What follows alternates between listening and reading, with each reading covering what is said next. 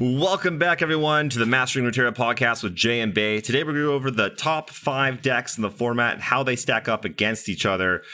Bay, how you doing? Doing pretty good. Yeah, pretty excited about this one. People have been asking us a lot about matchup tables and just what's good right now. So that's what we're going to go over today. Yeah, it's interesting. Like, you'll hear like, okay, TF Fizz is so good. It's good against everything. But like, how good is it really? And how are the matchups actually? Because a lot of times you have theory and you're like, oh, like, this deck has avalanches or this deck has ice shards or withering whales. It must be good against TF Fizz. And then a lot of times the reality does not match up with the theory. So we're going to go over our own experiences. We've played all of these decks quite a bit, and also what some of the Mobalytics Masters data is kind of showing from like a sort of like general group view. Yeah. Quick caveat, like these are the top 5 decks that we picked in the meta right now. These are not the only decks you can use. These are not like the 5 best and then the other decks are like poopy doo-doo, like you can't play them.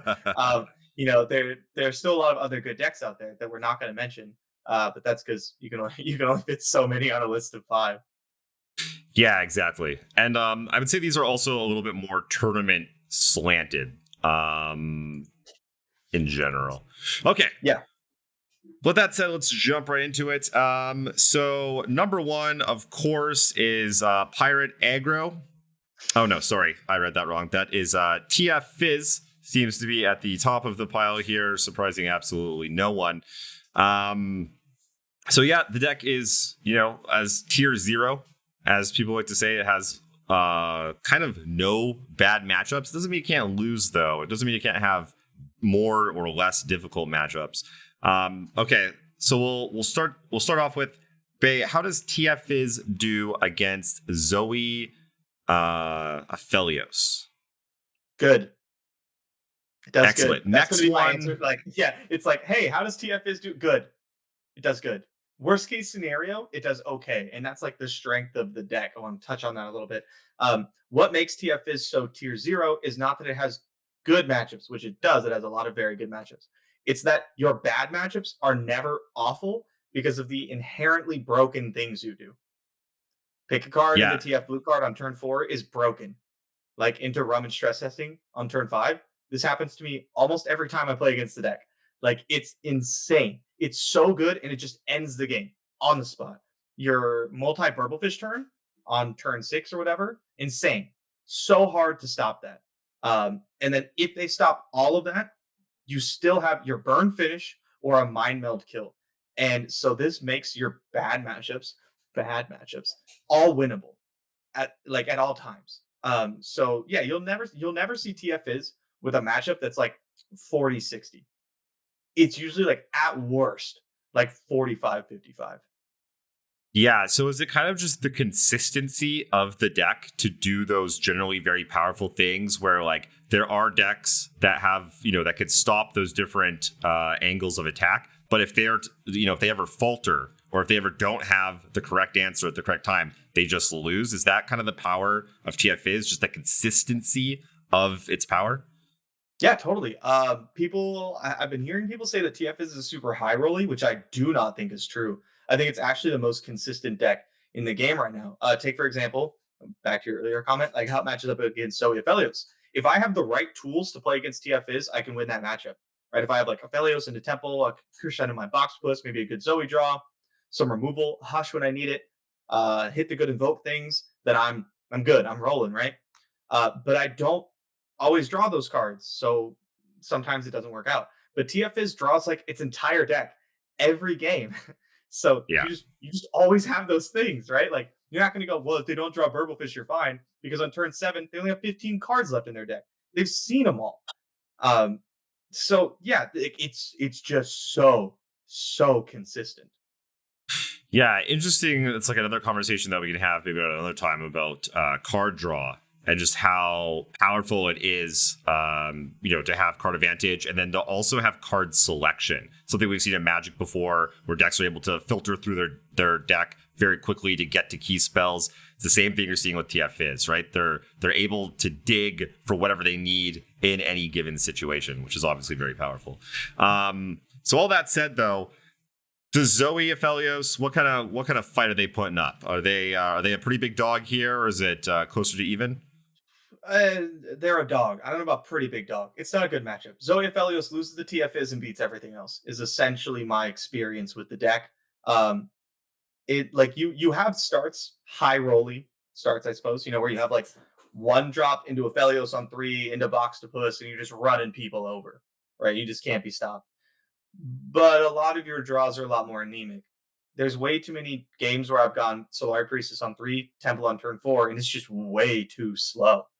And that's a general weakness of the deck. You don't actually have a lot of card draw. You invoke things, which is like pseudo card draw. What this means is, yes, you're getting card advantage, but your actual like selection of these cards isn't great. You don't know that you're going to draw the pieces in your deck that you need to draw. And so you substitute the power of Celestials in there for a little bit of it. It's a very strong deck. I would say probably the second most powerful deck in the meta right now. The big problem in the TFIs matchup is that even after you stop everything, they just mind meld you and kill you. Yeah. Like, it's just so hard for you to beat. You have to keep the board completely clear, like at all times, which is just not easy. Quick strat for the Zoe Aphelios players: spell thieving Poro Cannon usually goes a very long way. That's a little trick I picked up that I've been employing to great success. And a trick for the Fizz TF players, even if it's like turn 1 and you want to play that like Zonite Urchin and discard that clunky 7-mana Mind Meld in your opening hand, I would keep it.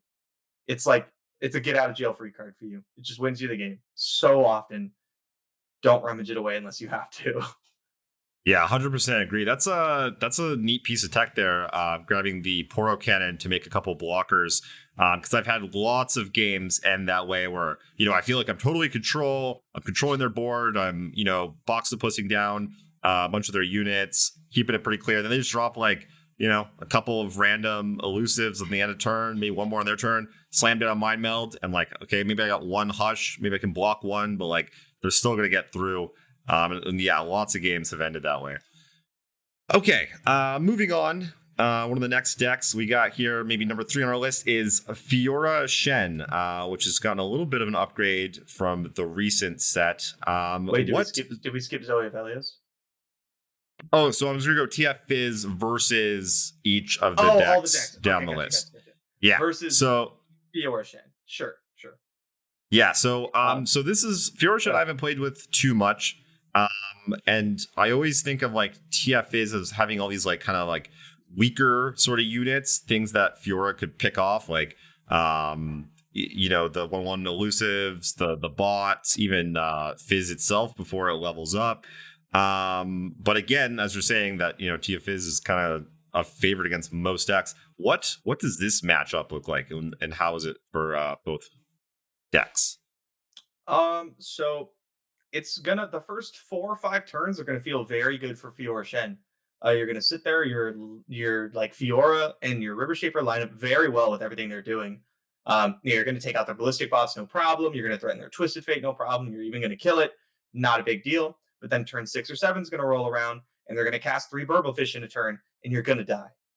And that's basically how the matchup rolls around. As the TF Fizz player, you just kind of sit back and like use your resources sparingly. Don't just go all in on flooding the board and let Fiora win.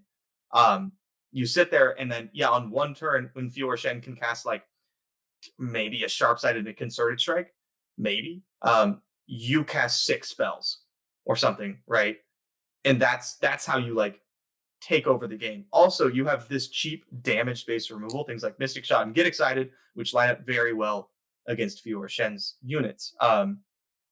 Especially when you get to those later points in the game where you're casting so many more spells a turn than they are. They just have such a hard time keeping up. Mind Meld's less of a win condition here because they have denies, and there's not many things to point it at efficiently. So you'll often see the Fiora Shen player just save it. Try not to run into a Nopify. Don't run your Get Excited into a Nopify here. But yeah, that's generally how the matchup plays out. You get a big Burblefish turn, as the TF Fizz player and you win, or you don't and you probably lose. Yeah. How do you use Twisted Fate in this matchup? Are you still looking to go blue card, pick a card, or are you now maybe trying to gold card to hold them off? What's the kind of strategy there? Twisted Fate comes out on a very important turn 4, which means that gold carding like Shen is so strong, right? So usually he uses the gold card. Um, I will use him as blue card if I'm not like under a lot of pressure, usually after the opponent attacks. But I tend to use gold card a lot in this matchup. It's very situation dependent. But keep in mind, they have single combats and they have concerted strikes and stuff. So they're going to be able to deal with your Twisted Fate. So I use him more for his playability than anything else. Gotcha. Yeah, that was kind of what I was figuring with like their challenger units. It seems like it'd be kind of hard to keep Twisted Fate alive. So committing a bunch of resources to try to flip him, might end poorly for you. And obviously, though, time and a place. What about? Yeah, if they have no mana, just Twisted Fate, pick a card, and flip them next turn and win the game. But yeah, easy game. What about, okay, so on the Fiora Shen side, what kind of things are they looking to do to, I don't know, either end the game before that Burblefish turn happens? I know I see a lot of games ending with Screeching Dragon kind of just going to town with a bunch of, shields and grabbing things, and often getting very large. What can the Fiora Shen player do to win that matchup? So as the Fiora Shen player, you're on the clock here. You are the beatdown. So I really prioritize curving out well. 1 to 3 to 4 to 5, kind of thing. 1 drop, 3 drop, 4 drop, 5 drop is what I mean by that. You really need to have that tempo advantage. Getting on the board, not Fiora Shen. Fizz TF blocks very poorly. Very poorly. Already. And it blocks even worse against the Cythria. So normally what will happen on the games that I win in this matchup is I get down to turn 6 or whatever, and I play a Cythria and I attack. And then if I can keep off from dying on that turn, I can set up a rally, right? And a rally with Cythria is insane against this deck because they already have such a hard time blocking any fearsome units. Because the only thing that has like 3 or more power naturally is leveled Fizz, leveled TF, and Burblefish, right? Or like a ballistic bot that got out of control, but that doesn't happen very often in this matchup. And so they have like no blockers, and if they do, they have to throw away these units that they're normally going to use to kill you, right? Remember, Burblefish plan is the plan for Fizz TF in this matchup. So if you can keep them on this back foot and then slam a rally on like a Cythria attack or something, or when you have like Dragon and Shen and Fiora, then you can really put the game out of reach for them. Right. I noticed that you said 1, 3, 4, 5. Is that because the 2-drop in the deck that gives barrier, you're just typically not dropping that on curve, or are you specifically trying to keep that spell mana for like a single combat? I like keeping the spell mana. Sharp Sight is very important in this matchup. It saves you from all their removal spells, and it blocks elusives, right? If they have a Fizz that's going to town, Sharp Sight just answers it like no questions asked. Whereas like single combat and concerted don't. I do often keep a Sharp Sight in my opening hand against the deck. Brightsteel Protector is good on turn 2 if you have the attack token. If you have Green Glade into Brightsteel on turn 2 and you're attacking, because that's 6 points of damage, and you're putting them on the back foot like immediately, which is huge. You're putting them in a must block situation by like turn 4, which is what you would really like to do. Otherwise, I like to hold it to barrier my Fiora or whatever, or my River Shaper, right? And get an attack like that later while still holding up spell mana for Concerted Strike, Sharp Sight, single barriers, what have you. It's not very good on defense against this deck. Like what? Let's say it's turn 2 and they play Ballistic Bot. I'm not gonna play a 3/2 to block a 1/3 like that. That's just not worth it. I'd rather just bank the mana and save the barrier effect for when it's going to be much more impactful. Right. This matchup specific, right? It's really good against other aggro decks.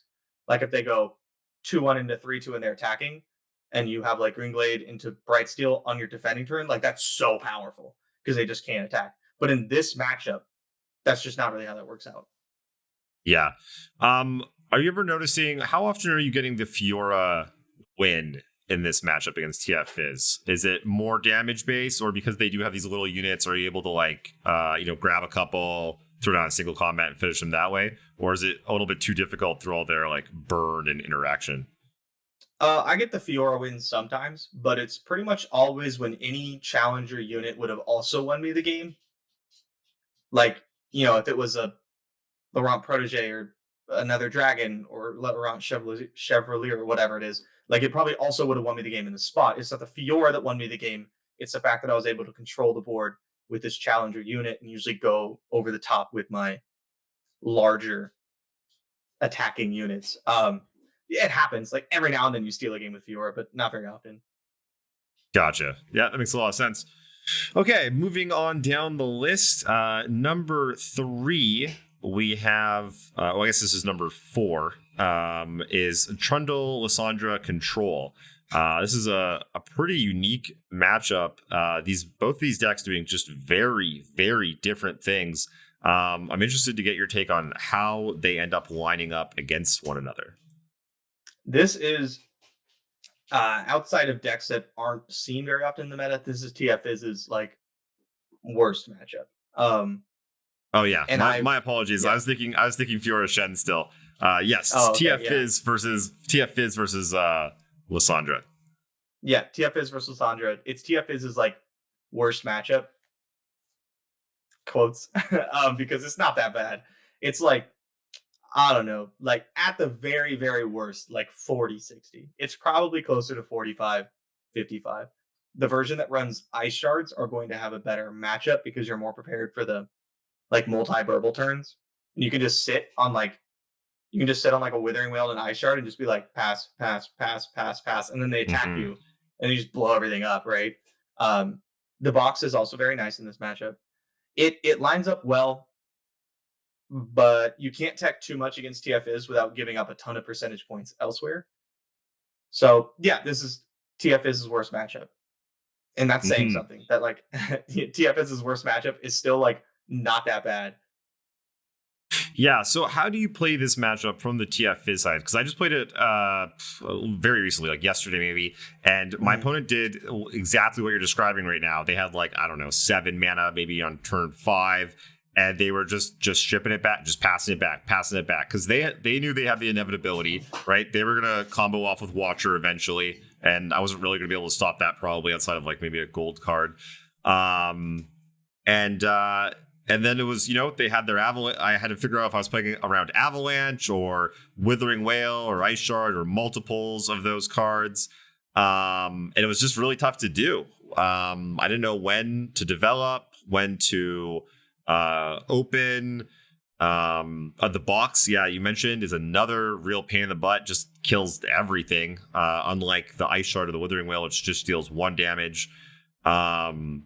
The box ends up getting just everything in your deck. So how do you manage, like attacking into a deck that just has a bunch of mana open and a bunch of AoE removal spells? This matchup and other Shadow Isles matchups before it, like Anivia, when that was popular last season, it's a little not counterintuitive, but it's like, it's not what you think. This matchup revolves around Ballistic Bot. So the play pattern of pass on turn 1, Ballistic Bot on turn 2, iterative improvement Ballistic Bot on turn 3 will often just win you the game. They can't deal with them. They're so big. Like they just have too much toughness, right? You have to like Avalanche just to get them close to dying to another Avalanche. And you're just shooting them every turn. So yeah, the games that I run into where it's like too difficult for me to deal with are the games where my opponent just plays 2 to 3 Ballistic Bots. Interesting. It's so strong. And so are you just full mulliganing all like anything that's not a bot, trying to find a bot in your opener? Full mulligan, maybe not, right? Like I might keep, like, if I have Twisted Fate pick a card in my hand, I'm just gonna keep that. And I'll keep like a Fizz. But like everything else, gone. I want Ballistic Bot and I want it really bad. It dictates the pace for this matchup because now you don't have to do anything. Right? Your TF is, and I'm just gonna shoot you for 2 every turn. And it also gives you your free cards off like Rummage and pick a card and things like that. All your looting gets way more powerful. And yeah, they have to expend resources just to put these bots in range to die to other cards, Yeah. which makes like those continuous passing where I was talking about, because they know they can deal with your Burblefish, your Zaps, and your Fizz or whatever in combat. That no longer applies. Also, these guys hit hard by like turn 5 if you're casting like Yes. 2 ignitions a turn, right? Um, so yeah, a little non-intuitive for you guys, for a lot of people, but these matchups really do revolve around Ballistic Bot. Yeah, that makes a lot of sense. Because at first you were like, you hit him for 2 a turn. I was like, okay, well, like they're gonna kill me on turn like 8 or 9. I'm probably not gonna be able to deal enough damage to them. But I forgot, yeah, the bots are getting bigger and bigger and bigger, so they can't just keep sitting around for forever because those bots are gonna start attacking for large points of damage and clearing away or hitting them and dealing more damage. That makes a lot of sense. And then from the Lissandra Trundle side of things.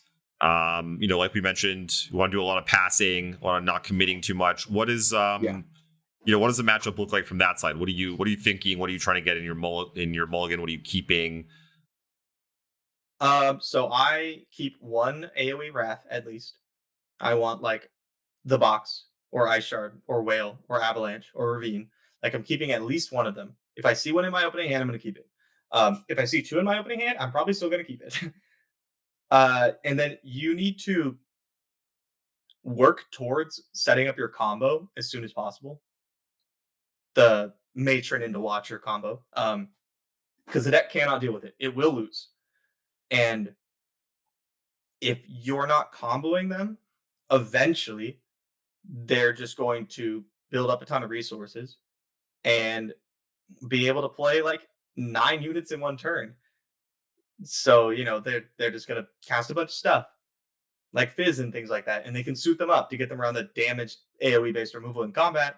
Use a Fizz champion spell. Like eventually, they're probably going to kill you if you just like let them develop for a bunch of turns. They also have a ton of burn. So you want to stunt their aggression with your AoE damage based removals, maybe a Trundle on 5 or whatever, and then you want to try to combo off as early as turn 8 or 9 if you can. Yeah, I think that's a mistake that a lot of players make, thinking that, oh, hey, like maybe I got 4 area of effect damage spells. Like I'm just gonna keep all 4 of these. And like, how could you possibly kill me? I've got all this removal, but then all of a sudden they're gonna present a threat or multiple threats that you can't deal with cleanly, and they'll start chipping away at you, start dealing damage to you. And as the game goes along, if you're not able to close it out, eventually they're gonna start throwing a bunch of burn at your face, and they'll just keep kind of crush you with card advantage if you're not able to close the game at some point. Yep. Now, flipped Lissandra, very strong in this matchup. Very strong in this matchup. But usually by the time you flip Lissandra, you can combo them. Right? Like, unless you didn't draw Matron or something. I don't know. But yeah, flip Lissandra, huge, huge priority in this matchup if you can get it. But yeah, by then it's like turn 8 and you probably already have decent control of the game. That's my general strategy. Yeah, Flip Lissandra is the worst. I can't tell you how many times I've been the TF Fizz player. I'm like, gonna burn you out. Here it comes. And then they flip a Lissandra. I'm like, oh, my 8 or 9 points of burn just turned into like 3 points of damage or something. Yep. And they're shooting all your things every turn. Yeah, and they get the Ice Shard every turn.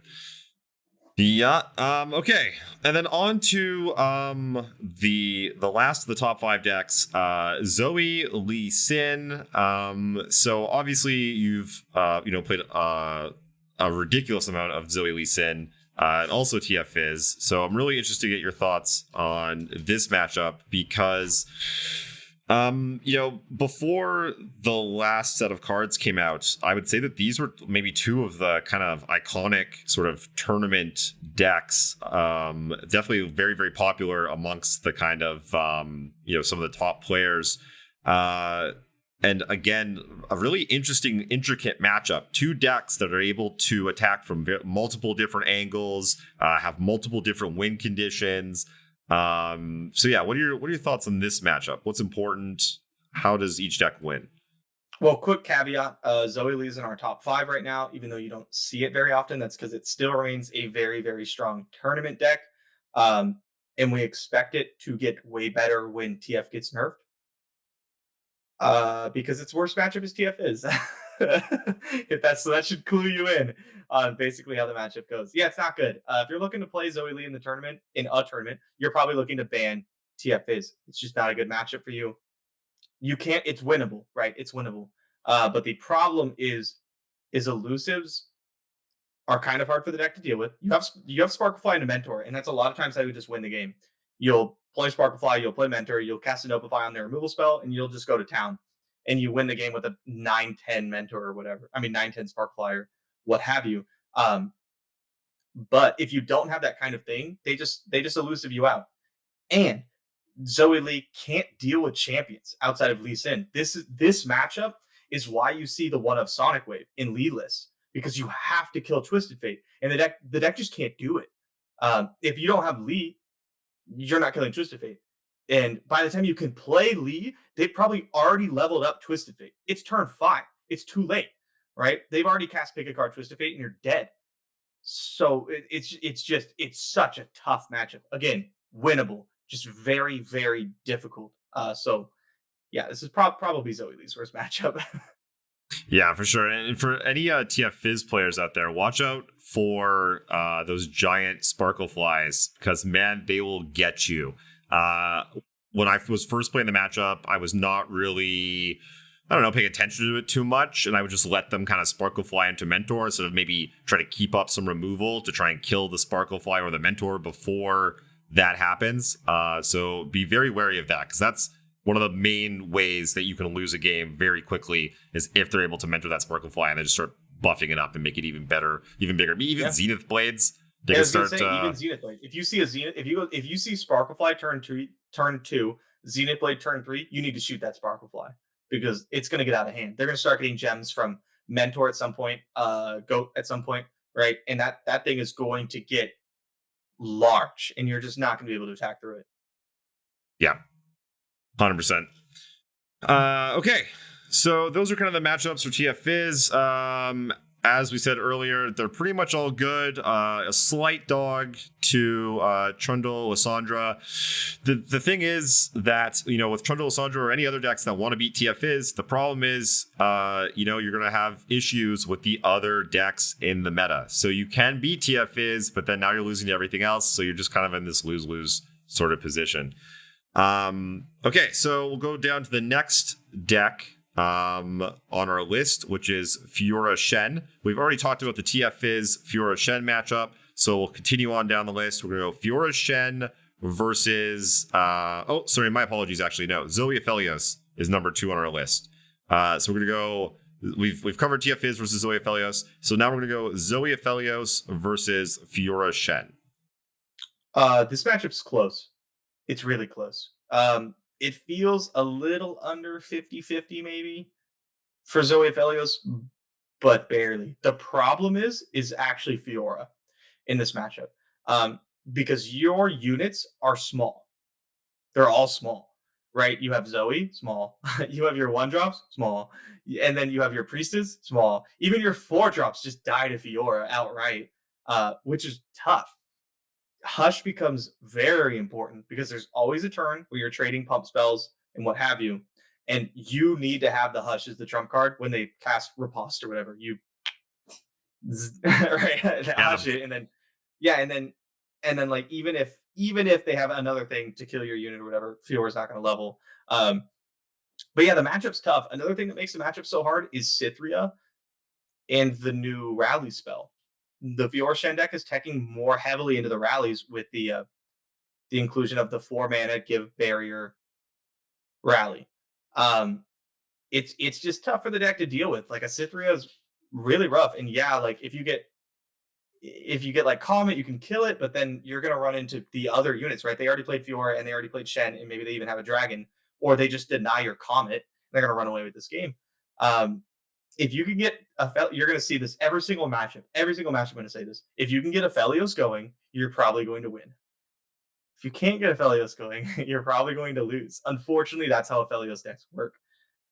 This one is you're definitely like a super late game powerhouse, right? You have 3 star shapings, you have the temples, you have Aphelios, you have all these invoke things, but the problem is getting there.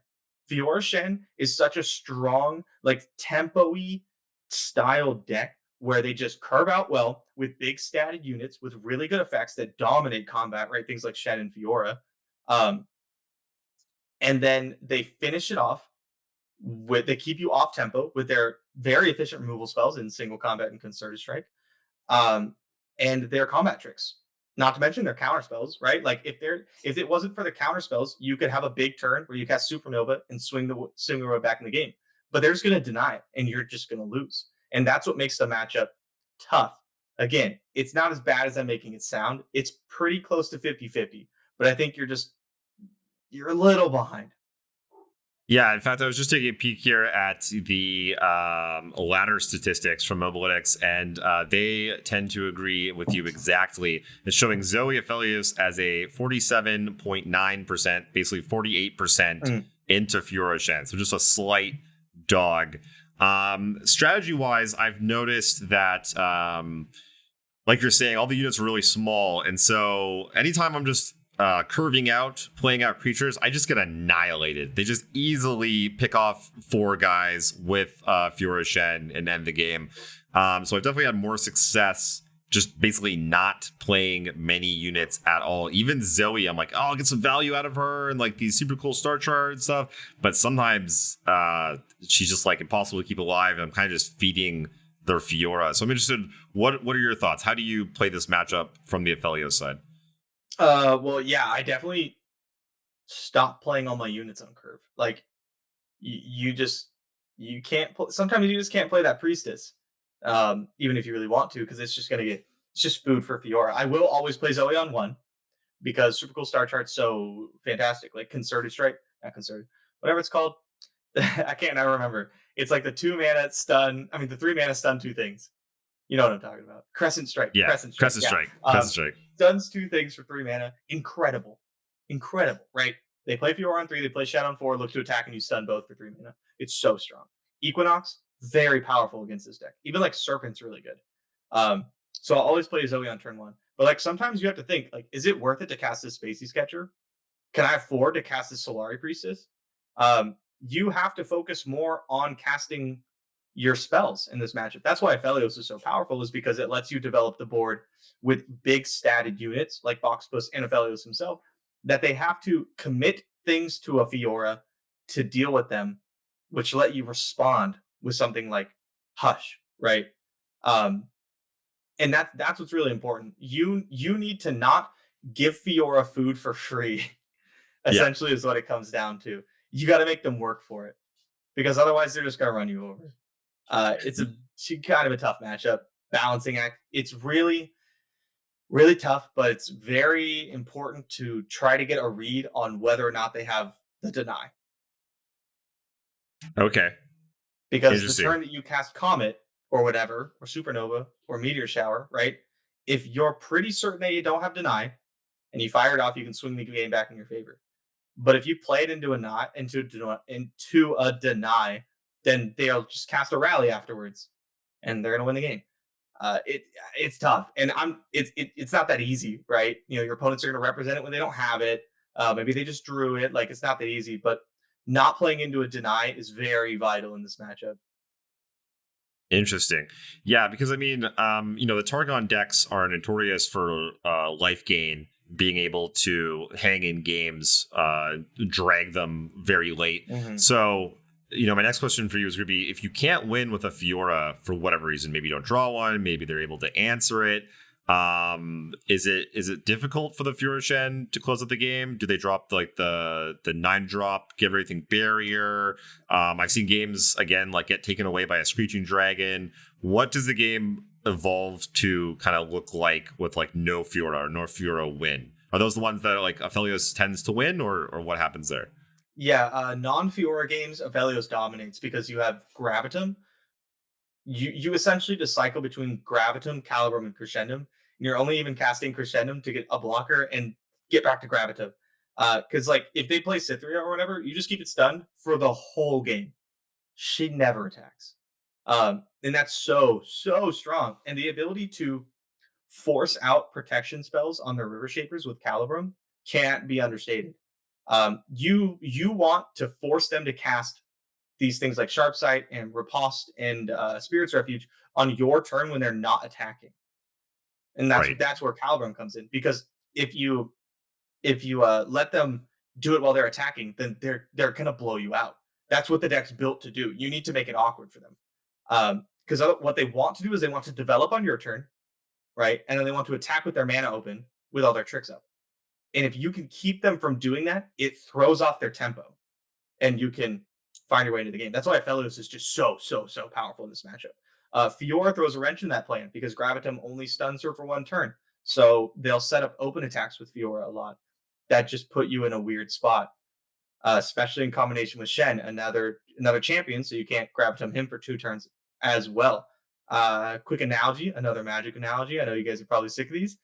Playing against Infect in Modern, you want to use your removal spells either after combat or on your turn because they're going to blow you out with pump spells or protection spells. It's kind of like that. You need to force them to use the protection spells outside of their attacking turn. You want them to do it on your turn because then, right, like they had to use a Sharp Sight and a barrier to keep the Fiora alive this turn, and now go back to their turn. Now she's just a 3/3 again, and they don't have those protection spells. I had an overarching point, but I lost it. Basically, force them off their game plan.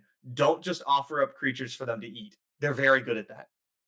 Yeah, that's a great point about Gravitum. That's definitely something that I have not done nearly enough of. I'm always thinking, stun things on their turn. I want to stun things on their turn, but you don't need to. You can stun it on your turn. It's still stunned on their turn. And then you just stun it again on your turn. And you just keep doing that. Yeah. Mm-hmm. That's a really insightful piece of information that I was definitely missing out on. That makes a lot of sense. Okay. That was great. I really enjoyed that analysis. Well done, babe. Well done. Hats off. Next one, we've got now. Okay, so we're on Aphelios Zoe going down the list. Now we've got Trundle Lissandra Control versus Aphelios Zoe. Man, this is one that I have not played too much of. Actually, that's not true. Sorry, no, I'm thinking back now. I have played a bit of this. At first, I thought it was good for Trundle Lissandra. Recently, the last time I played Trundle Lissandra, I was able to make, I believe, 3 Watchers. It was like, haha, let's see what you can do here. Still didn't win. And they were able to deal with all 3. And then I was like, okay, flukes happened. That was lucky. And then I queued it up again. And again, my opponent was able to deal with 3 Watchers. And then I was like, babe, what's going on here? I remember being like, yeah, that's people just know how to deal with that now. So what's this matchup like? All right, this matchup is about, I don't know, probably 55-45 for Zoe Aphelios. Unless the player is really good and knows how the matchup works, then it gets even worse for Trundle Lissandra. Because essentially what you need to be doing, you need to understand that they're not killing you ever unless they attack with Watcher. It's impossible. It's just not going to happen. Your deck is built to deal with slow-ass things that you can just kill with a Comet. They don't have counter spells, and they have a bunch of AoE board wipes. So what you look for is you look for Temple in your opening hand. You mulligan super hard for Temple and like Aphelios, right? And then you start from like turn 1. You start looking for ways to deal with Watcher. You play Fangs on turn 4 and there's an Equinox, you better grab it. Right? You take the Equinox or you take the a Crescent Strike or whatever, the stun card. Every decision you make needs to be, can this help me deal with Watcher on the Watcher turn? Because you're going to, as long as you don't like punt away, and you're smart about how you develop your creatures, so you're not like super vulnerable to Blind Ravine or Avalanche. I'm assuming you can, like, you guys can figure that out. You don't need the tips for that, right? Don't play a bunch of 2 toughness things that you can't protect into an Avalanche.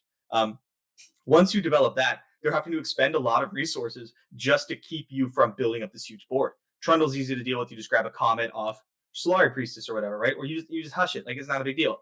The only way they're going to reliably beat you is if you play too hard in their AoE removal, or they attack with Watcher. And so by the time the Watcher turn comes, you better have 3 pieces of removal, right? You better have Equinox, Hush, and Comet, or something. Gravitum, Equinox, Crescent Strike. You just need to have these things. Like there's so many games where it's been turn 7, and I cast Aphelios, and instead of taking Crescendum on my attack turn, I just take Gravitum because I know next turn I might need it, right? And you just have to be prepared for that. And this comes back to that thing we're always talking about, where you need to enter the matchup with a plan, not just like, okay, I'm gonna play my 1 drop, my 3 drop, and then my 4 drop, and I'm gonna attack and I'm gonna hope they lose. You need to have an idea of your head how this matchup plays out, how it plays out if you win, and how it plays out if you lose. And every decision you make needs to try to guide you to that, like that scenario Winning where line. you end up winning. Yeah. Right. Yeah. You need, all your decisions need to try to lead you there. Right. So yeah, start thinking of how you're going to deal with Watcher like immediately, and plan for Yeah. it. Totally. And to give a bit of an analogy for anyone that's ever done any goal setting or goal planning, either for yourself or for like a business or an organization, you have a goal, and then all of your decisions lead you towards that goal. It's the same in the game. Your goal is to win, and all of your decisions try to lead you in that direction that you've sort of mapped out in your head of what the game looks like going towards that W. And yeah, looking at the stats here from Mobalytics, looks like you were bang on. Looks like it's about 55% for Trundle Lissandra. Like you say, it gets even worse For Zoe Aphelios against Trundle. Or sorry, exactly, Okay, yeah, for Zoe Aphelios against Trundle Lissandra, and like you say, getting even worse as the Aphelios Zoe player understands the matchup more and more.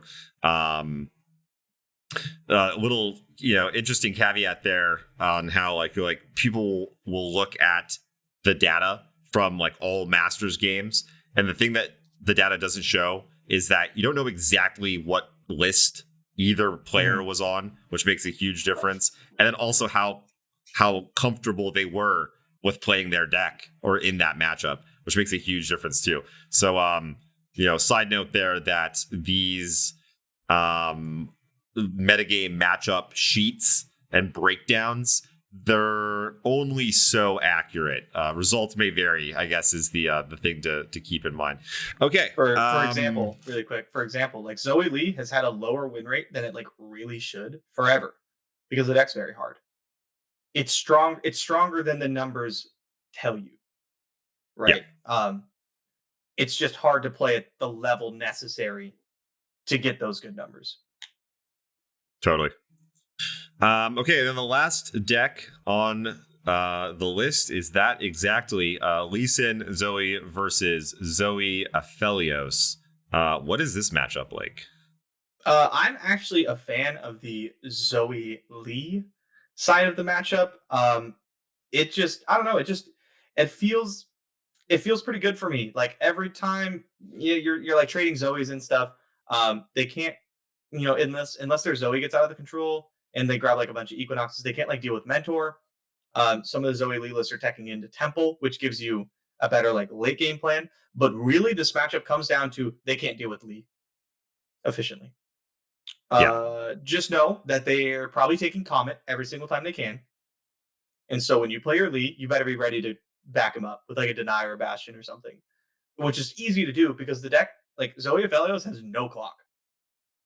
Or like they're gonna play like Spacey Sketcher and Solari Priestess on 3 and a 2/3 on turn 4. you have infinite time. They kill you on turn 100. They come for you. Deathbringer into Aphelios into Boxtopus is pretty nutty, but like outside of that, like they're just not killing you anytime soon. And Zoe Lee's very good at not dying very early. And then you get to the point where you're gonna play Lee with backup, right? And he's gonna be flipped, and you're just gonna kill them. Maybe they hush him for one turn, and then you just do it again the next turn. So your plan as the Zoe Lee player is to set up a scenario where you have Lee and he's just not going to die. So like don't just jam Lee on 5 into 6 open mana because he's just going to get commented. Just wait a turn. They're not going to kill you, right? Like you don't have lots of time. Yeah. I mean, there are situations where like they have an Aphelios and it's my attack turn on 5, and they haven't played a Solari Priestess. They haven't had an opportunity to get Comet, and I know they don't have Gravitum or something. So you just go like Leon 5, gem, attack Aphelios, right? Because you just have to get him off the table. But for winning the game, you need to design a scenario where you have Lee surrounded by protection and he's lethal. And you just jam it in their face every turn until they die. Maybe they hush him once. Maybe they Gravitum him the next turn. but you usually want it to be an open attack, right? So you save a burst spell, save your guiding touch, save a gem or pale cascade or what have you. That way you can like gem attack because you don't want to give them a chance to like cast any of their invoke cards or gravitum or hush before you can get the dragon's rage off. And that's you just engineer that. And that's generally how you win the matchup. From the Zoe Aphelios side, you need to do the opposite. You need to prevent that. You need to either get on board quick and put them in a spot where they don't have all the time in the world to engineer the perfect hand. And at the same time, you need to stock up on answers for Lee Sin. You need to be taking all the commons you can find. Crescent Strike's really important because if they have to cast a Zenith Blade on Lee or whatever before they attack, you just stun him for a turn, and then boom, you have 2 extra turns. So yeah, from both sides, again, it all comes down to you need to understand how the matchup plays out, and you need to engineer a scenario to where it favors you. Yeah, makes perfect sense. You touched on Temple a little bit. I want to talk to you a little bit more about that. I know you've been running Temple in your Lee Sin Zoe list. I haven't had a chance to try that. I wanted to ask you about that, but also I feel like the games that I do lose on the Lee Sin Zoe side involve Temple on the Aphelios side. They're typically able to play more spells per turn than they usually would. And then also they just make one creature extremely large and difficult to deal with and actually put a clock on you a little bit faster than they normally would. So can you talk about those 2 points a little bit? Yeah. So like I said before, Lee needs to win by playing Lee and protecting him. Usually that includes like denying their supernova or their comet or whatever. These are very mana intensive answers for Lee Sin. So you deny them and then boom, that's their whole turn. And then you set up an open attack that's lethal and they have to have Hush or they die. And then you do it again next turn. They have to have Hush or they die again. So Temple lets you kind of cheat as the Aphelios deck, right? You can cast Comet on Lee and then they deny it. But then you have other things you can do this turn all of a sudden. Now they have to choose whether they deny the comet or get ran over by your aggression. Because now you're able, especially with like in combination with Aphelios. Aphelios and Temple are insane together, by the way, if you didn't already know that. Because now you can summon a Boxtopus and stun Lee Sin and put something else on the board and cast Comet all on the same turn. Right. So now they're presenting a clock, which the deck doesn't normally have, which Lee Sin is rough to, because now I don't have the time to sculpt the perfect hand. And so now I have to spend my mana and my cards to deal with your threats, instead of focusing most or all of them on setting up this kill. So then when you do cast a Comet as a Zoe Aphelios player, I can't afford to deny it. Or maybe I had to burn deny on this Crescendum earlier or something like that, right? Or I didn't get to cast the Deep Meditation in my hand because I'm behind. And I had to cast Concussive Palm last turn. Or something like that, right? And that's where you want to be as the Aphelios player. That's why Temple is so good in these mid-rangey control combo matchups. It just lets you cast more spells and helps you really put a clock on the opponent. Yeah, and so why are you running it in Lee Sin Zoe when that's not really the standard? Like, I don't think I've seen anyone else really doing that. Do you are you just trying that out? Is there other specific reasons? Would you play it in a tournament? Like, what are the strengths and weaknesses of Temple? Basically, like, should we all be trying Temple out in our Lee Sin Zoe decks?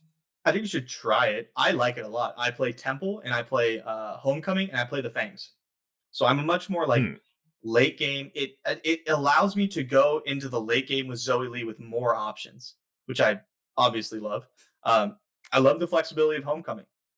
I can bounce the Fangs to my hand or whatever, and bounce whatever your Fiora or your Veiled Temple, right? Things like this. I can save my Lee Sin from removal. It's like a pseudo spell shield.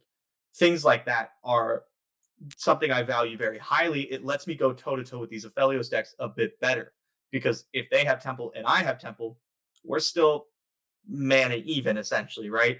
But it does make your matchup into the more aggressive decks worse.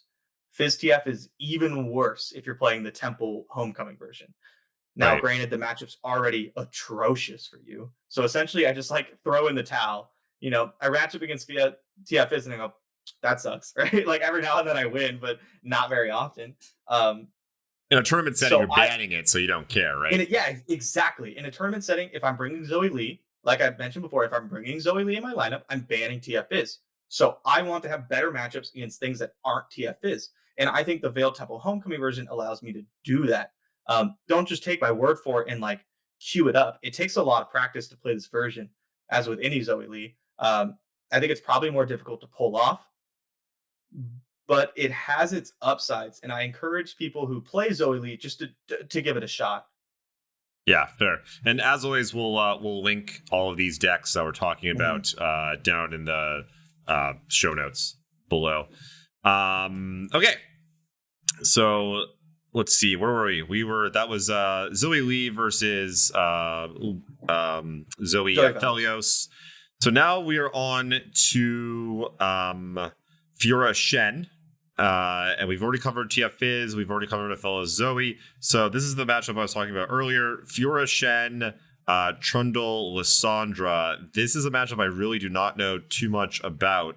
And again, like I was saying, they're just like very different decks. Like one wants to like eat your creatures, like kind of beat down a little bit. The other one's like doing a more of a combo thing, like doesn't even have a lot of creatures. So how do these decks line up against each other, and what's important in this matchup? So this is an interesting matchup. Generally, Fiora Shen, any Ionia based like deck, matches up very well against the big Vengeance, Ruination, Control, Freljord, Shadow Isle strategies, because you set up a board or whatever, you set up your win condition, and you pressure them into a spot where they have to fire off their Ruination, and then you deny it and you win. And that's how it was in this matchup. It was horrendously bad for Lissandra Trundle until the Matron version came out, because Fiora Shen cannot deal with the Watcher outside of like having an insanely high power like Green Glade or something, and a concerted strike. They can't deal with it. So what this gives is Lissandra Trundle no longer needs to fire off this big Ruination to win the game. You know, they don't have to beat you on turn 17. Now they can just combo kill you on turn 8. And Fiora Shen can't deal with it. So outside of a Watcher kill, right?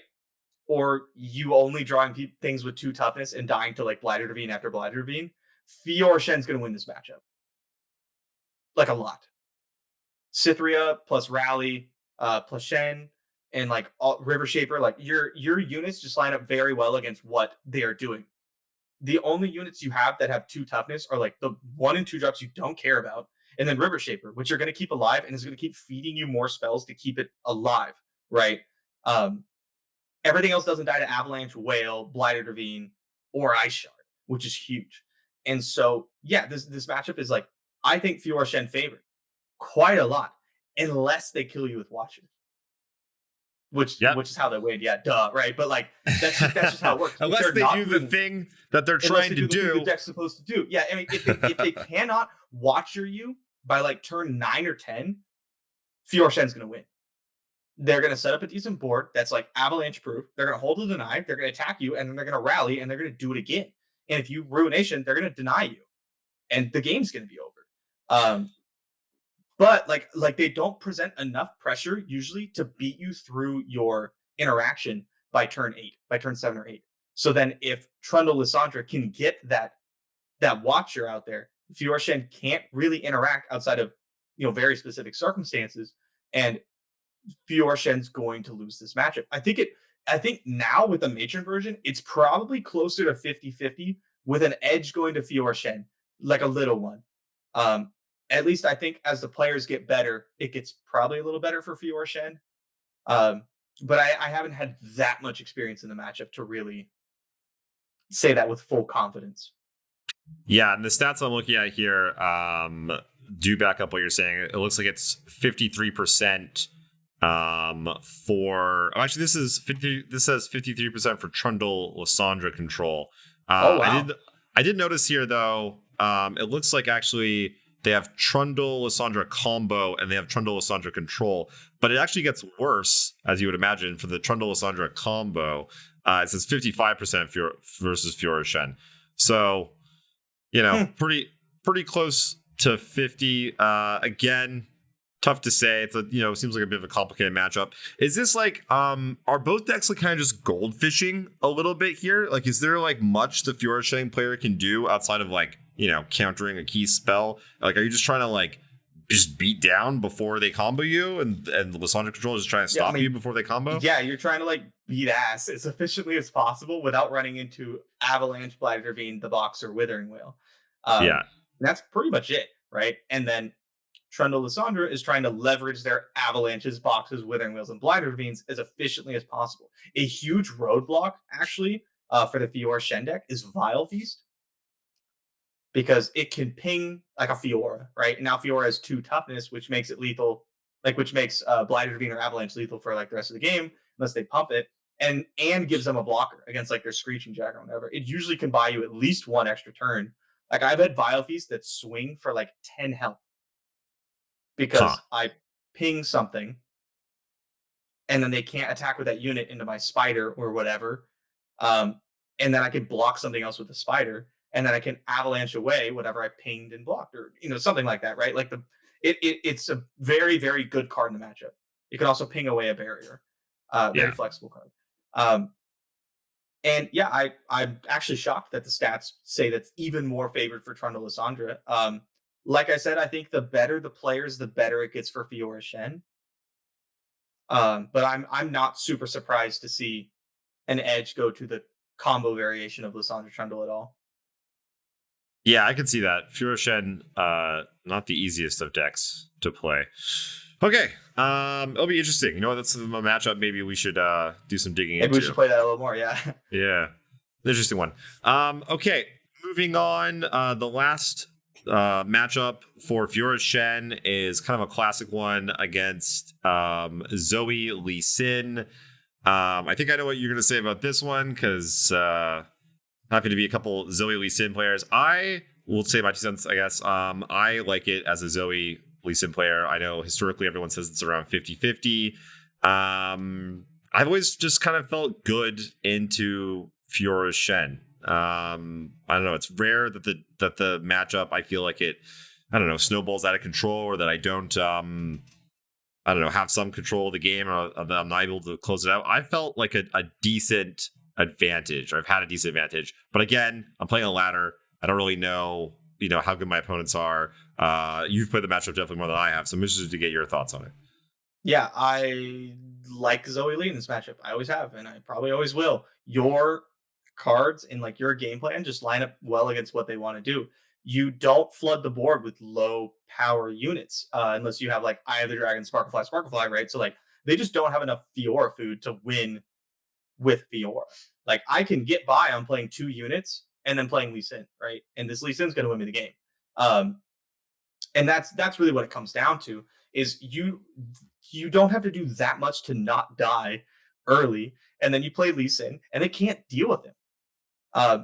Maybe you mess up and they're able to like concerted strike him or something, but you just have to know that that's a possibility. Keep your Denier, your Bastion, or whatever, and yeah, then you just OTK them with Lee Sin, and they can't do anything about it. I also am a little biased because I run the Temple Homecoming version, which gives you a more of an edge against Fiora Shen, because now if something's getting out of control, I just bounce it. Put it back in their hand, right? They play Cithri, and I'm like, oh no, I just put it back in their hand. Oh no, they cast that like Give Barrier and Rally. Well, I'm just gonna bounce it, right? Like, and so yeah, this is one of the reasons why I like the Temple Homecoming variation, is your Aphelios, your Fiora Shen, and your Zoe Lee matchup just get better. Right. Yeah, that makes a lot of sense. Being able to like buff up your units, and then also just the ability to play more spells on those critical turns because you have the extra mana from the temple. I can see that definitely giving you an edge. Plus Homecoming, like you're talking about. Yeah, makes a lot of sense.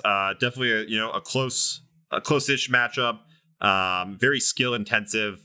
Both decks with a lot of spells, burst spells, fast spells that can be cast. Typically, big turns happen where just a flurry of activity will happen.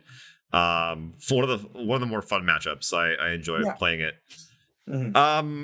Okay, So now we move on to literally our last matchup because we've gone over Lee Sin Zoe versus the other decks, and the same with Trundle. Is it Trundle Lissandra? Is the last one? Yeah. 1, 2, 3. Yeah. So Trundle Lissandra versus Lee Sin Zoe. So I thought that this matchup was going to be very bad for Lee Sin Zoe. I remember getting just comboed out by Watcher and just like nothing I could do, and I died. I was like, oh, this must be really bad. I think my Lee got frozen multiple turns in a row when I was trying to kill them. I just couldn't close it out. Since then, though, I've been on a bit of a run and I haven't lost to it since. I've been able to just maybe they only have one freeze or they have no freezes or they're a little slow to get the combo off. There's, it seems like they actually do need a certain amount of things to go right before you just kill them with Lee. Lee seems maybe somewhat surprisingly almost a little bit more consistent when Lee is notorious for not showing up sometimes. You have a hard time killing them. So I would say probably close matchup. I don't mind it as Lee. Definitely not one that I'm looking to play as the Lee Sin Zoe player if I can avoid it. What are your thoughts on this one, Bay? As the Lee player, I'm pretty happy to queue into this.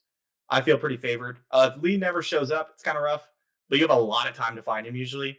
Like, let's be honest, the majority of times on turn 8, they're not going to matron you, right? They're not going to kill you. The majority of the time, they have to have a lot of things go right because you're also presenting other threats, right? You have your Zoe, you have Mentor, you have all these things that they have to deal with. So they have to have cards to deal with those. And then they have to have all their combo pieces that they need. That's just a lot to ask for on turn 8. And so you have a lot of time to find your Lee Sin. And then once you have Lee Sin, as long as you don't get him vengeance for no reason, they're not ever killing him. Never. Right? They're casting one card a turn, maybe, that can actually threaten Lee Sin. So you just need to be prepared for that. And then maybe on the turn you go lethal. If you have Bastion in your list, consider open Bastion to play around Flash Freeze or something like that. And just go for the kill. And then if they do freeze Lee, then just do it again next turn. I do put a very strong emphasis on Crescent Strike, again, from Zoe, my super cool star charts. And then the Spell Shield one. Both very, very good. Because you're going to want a Spell Shield on your Lee or your Zoe or whatever. And the toughness on Zoe is huge because now she doesn't die to anything. She doesn't die to Avalanche. She doesn't die to Blighted Ravine. She doesn't die to Withering Wail or Vile Feast. None of this stuff kills her. Are they going to burn 7 mana just to they have to blow her Spell Shield and then vengeance her? That's horribly bad. So I put a super high priority on that. Also, it's just good on Lee Sin later in the game. Always happy to queue into this deck as the lead player. Yeah, I feel like there's kind of a sliding scale on how many freeze effects they have access to and how happy I am in the matchup. Be interesting to see maybe a lineup that's more teched out for a tournament. If they have a lot of freeze effects or something, I wonder where it goes. Three Sisters is a new card that lets them get a flash freeze or the Entomb, both which very is good in the matchup. Yeah, which is very interesting. I think the current lists run 2 total freeze effects, a Three Sisters and a flash freeze, or maybe 3, which is fine. Yeah. But yeah, I ran into one that was running 6. That was brutal. Yeah. I felt really bad. Yeah, that's what I'm talking about. And so just looking at the numbers here really quick, where did it go? Zoe Lee. So against Trundle Liz Control, which I don't think anyone plays the non-combo version. No. If you're playing the non-combo version, just stop. The combo version. Yeah, you were 43% as the Trundle Liz Control. So Zoe Lee was 56% favorite. But against Trundle Liz combo, which is basically just what the deck is now, that deck has a 52% win percentage against Zoe Lee. But again, very difficult deck to play properly, like we mentioned. Zoe, Lee Sin, Zoe always having kind of bad numbers, looking like it doesn't win a lot because it will always have bad numbers. Yeah, the deck's really difficult to play properly. It gets a lot better in tournaments when you could ban certain decks also. And you could tech it out. Polarizing matchups. And open deck lists are very helpful for decks like that too. Knowing like, oh, they've got access to 2 freezes, or they've got access to 6 freezes. Huge. Or huge they difference. don't like the only card that can kill Lee is the 2 of Vengeance or whatever, right? So I just need to focus on that. The matchup's better than the numbers say. Take all the numbers with a grain of salt, a lot of salt, actually. Yeah. Because they don't tell the full story. Yeah, it's a great like reference, but don't be like, oh, I do as the numbers say. Like, it's a great reference. It's something to base something off of. Go like, okay, this matchup is maybe worse than I thought. Like, how can I improve it? Why is it so bad? Stuff like that. But yeah, it's not the end all be all. Not even close. And for my league players out there, it's like Akali always has a bad win percentage in solo queue. Always. But she's always been busted in pro play because she's hard to play. And she offers different things. Same with like ladder to tournament, or like, your normal diamond player to like your top masters player. It's just not the same. The decks that have a higher ceiling but are very strong, or that are just hard to play, are going to perform very well when you put them in the hands of very skilled players. And when you have things like tournaments, it asks for different things out of your deck than a ladder, right? I don't have to beat TF Fizz if my plan is just to ban it. So decks that are like polarized like that, or only have like one big weakness, really go up in value. Yeah, it can become a crutch if you're leaning on it too much. If you're like, this is where I'm going to get my information from, this is what's going to tell me what's good or bad or where to pick my lineup. You need to, still be doing some testing yourself. You need to be getting information from different sources. It's like any sort of guide. Use it as a guide. It's like a sideboard guide from Magic, or like a deck tech in Runeterra. If someone's like, hey, you play the matchup kind of like this, like, yeah, that's a good reference point. But, things are going to happen in the game that are not going to be outside the guide, and you need to adapt to that. You need to like, be thinking for yourself quickly on your feet and stuff.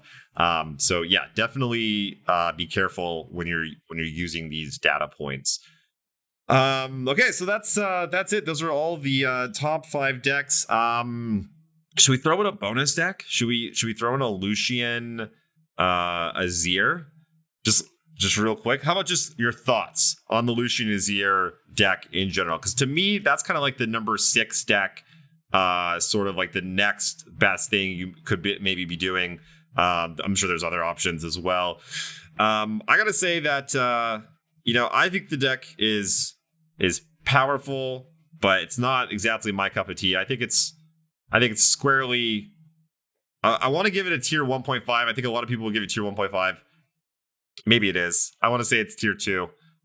Sometimes you just blow your opponent out. You do the most absurd, busted things ever, and then sometimes wow, how is this not the best deck in the game right now? Like, this is and sometimes you're 3 times on turn 5. Yeah, sometimes your deck just doesn't line up correctly, or they're just doing something that you just cannot deal with properly, and you just lose. So I don't know. Deck's good. We'll see. Maybe the TF nerf that we're all expecting to be coming, maybe that changes things up a bit. Because I have heard that I think one of mine was saying that he's been doing really well into the Targon decks, and those are kind of like next up for maybe King of the Hill if TF Fizz gets knocked down. So definitely one to keep an eye on. What are your thoughts on it, Bae? Yeah, I just can't do it. I can't play a deck that auto loses to Fiora. Just can't do it. Oh yeah, Fiora's bad a bad for my matchup. Sanity. Yeah, like if I queue into Fiora Shen twice in a row as a deck that tries to attack with Sand Soldiers, I just have to close the game. I can't do it. Like it just kills my mental. So I don't play the deck, but the deck does beat me a lot on ladder, right? Especially when I'm playing Lissandra Trundle. Like normally in your head, you're like, okay, at swarmy aggro deck loses to AoE damage all the time. And this is the most like AoE damage deck we've seen in the meta in a long time. Yeah. So yeah, you're like easy peasy, but it's actually a bad matchup for the Lissandra deck. Because none of their stuff dies to Avalanche, except like Lucian, if they don't have protection for him. Like Azir doesn't die. The 2-mana landmark is huge in that matchup. Huge, because they can't ever remove it. So you just play 2 of them and you attack with Dunekeeper, and all of a sudden they're facing like 10 damage. It's insane. So yeah, that matchup's really tough, and the deck's very strong. I personally do not enjoy playing linear decks very much. Yeah. So do not So play it. hot take. I've been playing a lot of Lee Sin Zoe, and I do not think I have beat that deck once. I don't think I've beat the Lucian Azir deck a single time. Every game I'm like, yeah, I'm gonna get him, and then they just close me out on like the last turn. And then they flip Lucian, and then they rally again, and you're like, they rally a million times. They attack you 100 times. So I mean, that's 2 out of the top 5 decks that we're seeing are pretty good matchups. If it's true that the Aphelios decks are a good matchup, also, you know, that's 3 out of 5. Fiora Shen's just always going to be bad. And so if TF Fizz is also bad, if that gets knocked down, if that gets knocked off the pedestal, and you could just ban Fiora Shen, you might have a decent tournament list there. Yeah. Worth keeping an eye on for sure. It's not bad. And the regions it's in leaves a lot of open slots in your lineup, right? Like, name another deck that needs Demacia and Shurima. Like, they don't exist. Yeah, but you literally auto lose to a Fiora on turn 3. You can't beat it. And then against TF Fizz, they're just going to flip Twisted Fate on turn 5, and you're going to lose the game to infinite red cards. The problem is the deck has no interaction. And if you put in interaction, then you lose the strength of your game plan in the first place, and you're no longer beating all the things you normally beat. But outside of that, yeah, the deck's very strong. I would also include other Azir-based aggro decks in this, like maybe the Shadow Isles one as well. It's very strong game plan. Right now, it's just completely gate kept by 2 of the best decks in the meta.